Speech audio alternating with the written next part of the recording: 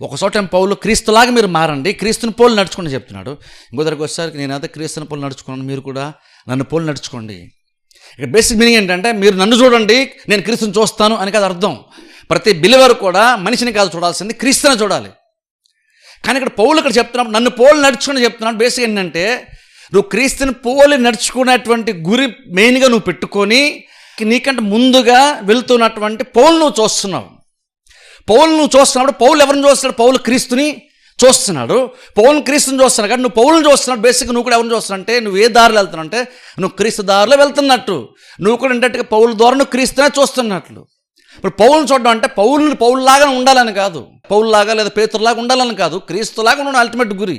కానీ పౌలు చెప్తున్నాడు నన్ను పౌలు నడుచుకుంటే అర్థం ఏంటంటే నేను కొన్ని కార్యాలు ఎలా డీల్ చేస్తున్నాను, కొన్ని ఎలా చేస్తున్నాను, నన్ను కూడా చూసి మీరు కొన్ని నేర్చుకొని నా దగ్గర నేర్చుకొని క్రీస్తులా ఉండడానికి ప్రయత్నం చేయండి.